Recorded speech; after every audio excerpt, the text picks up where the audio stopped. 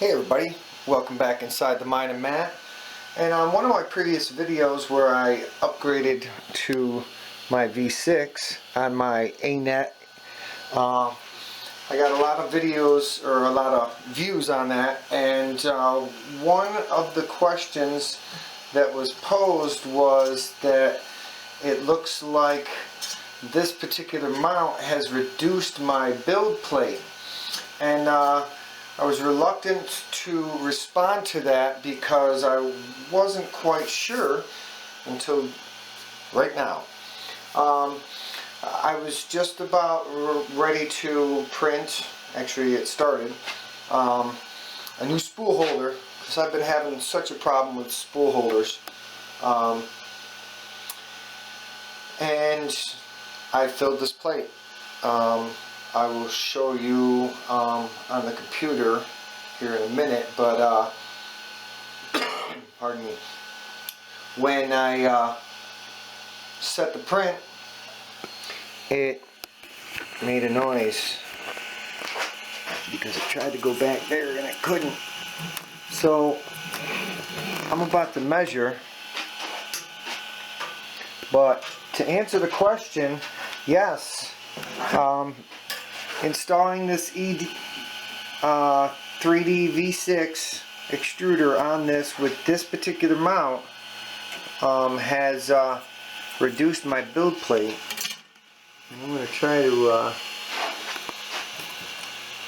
see in here and get a good measurement. I'm going to say right about there.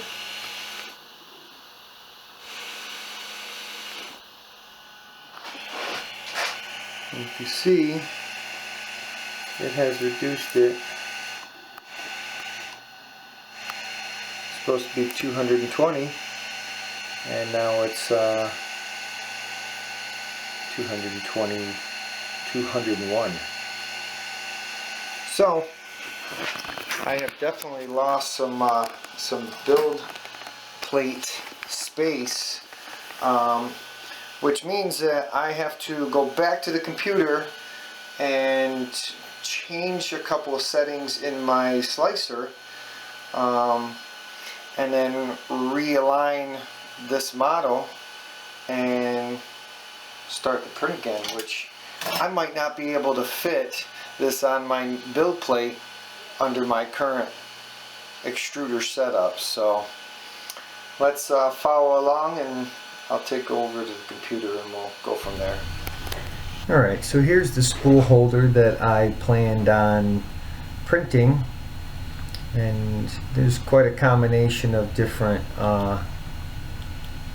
lengths and rods and pretty in-depth instructions here. I'm not going to go through it all, but I did determine pretty much I'm gonna just make one for right now and go from there, because like I said, I've been having problems with my spool being thrown all over the place, and I'm just looking for something different. So here's the model, but the problem is that my build plate is now been reduced. So let's go to change our settings here a little bit, and it is my y-axis that's been reduced. We're going to now call it 200.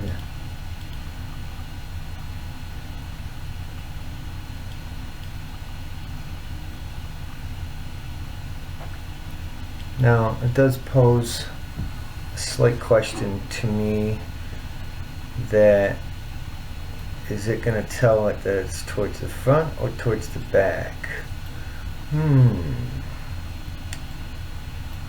Good question. I guess there's only going to be one way to find out here. So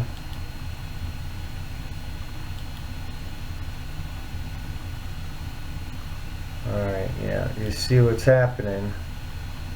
It's showing it's off of the back end, so which is where where the actual problem lies. I can't get to that back end because the extruder mount is the way it is. So it appears as if I have to do a slight rearrange. Let's see what this thing's gonna do for me. So take this guy, we're gonna rotate it.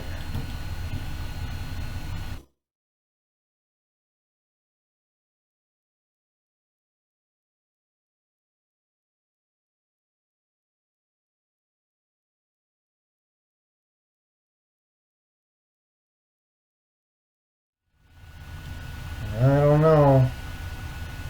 I think I might have to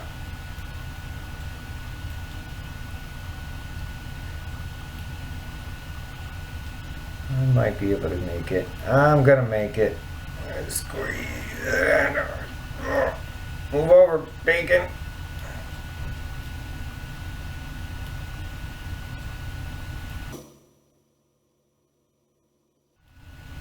You here, you here, you there. Alright, what do you think? Look good, look good. Let's see what happens.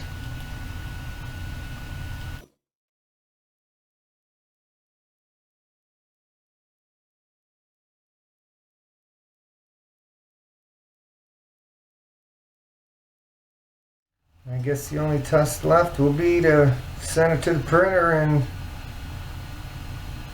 let her print. Gonna have to warm up for that, so let's go over to the printer. Alright, she's warmed up. 230 degrees. I'm printing this in blue, by the way. Load it up in the Octoprint. See what happens here. Don't know if I have to change my profile in Octoprint. Missed it.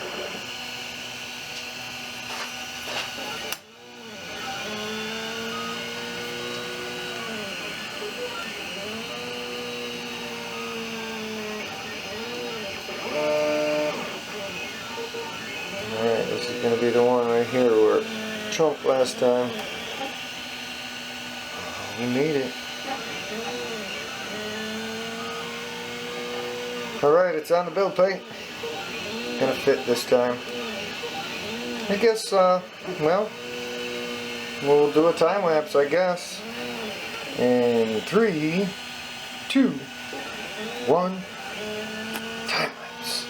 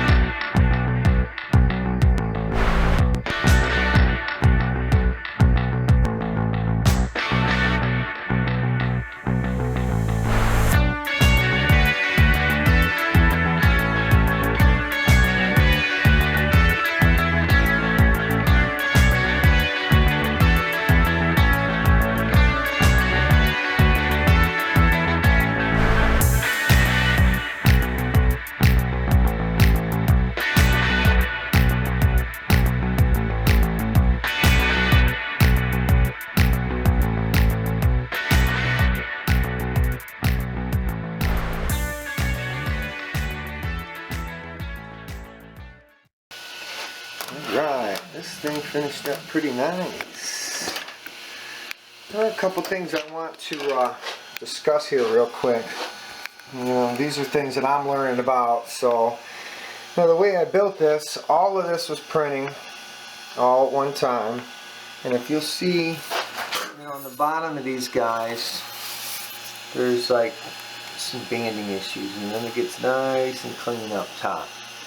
If I had printed just those three together, I'm gonna, you know, just assume that that's what I would have gotten the entire way. This part is because it's going in between all the other pieces. That's what it ended up. The other thing is, by placing these two in the center of this other part,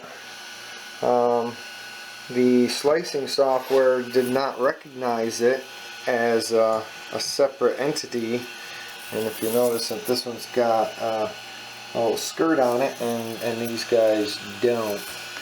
And this one's got one, but it's like underneath because it's a rounded edge. But anyways, this isn't, you know, for sale or anything. It's just for my own personal use. So it is what it is, and it'll work.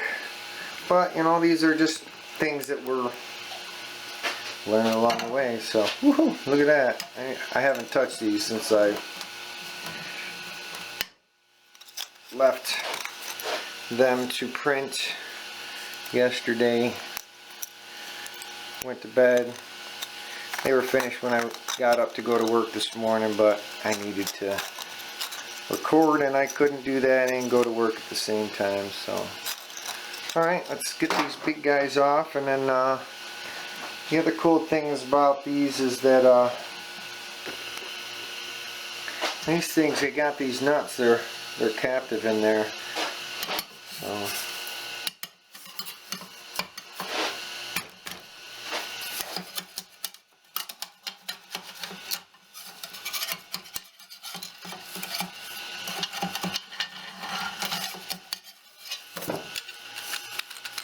they turn, but they won't fall out. Pretty cool. Great tolerance. This is actually a pretty awesome design. So once again, the link is in the description area. And these ones don't move. So what happens is,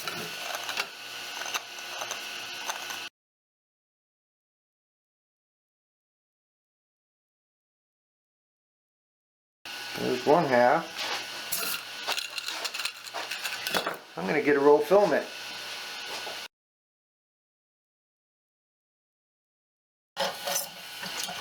It's actually got this little hole down in here to hold the filament. So that's the filament, but what's going to have to happen is this mount, I'm going to have to do some research, and I'm going to have to print off a new one. So that's why I got this red in here. I've got another suggestion, and I'm going to print it out and see what happens. So we'll be back for that in another video. So stay tuned, and don't forget to hit that like button, subscribe if you haven't already, and if you set that notification, which is the bell, if you click it and it'll ask you a question and you say okay, then every time I get a new video uploaded, you'll get an alert and you'll be one of the first people to get to see it. So anyways, have a great day everybody. Hope you enjoyed this video, and happy printing.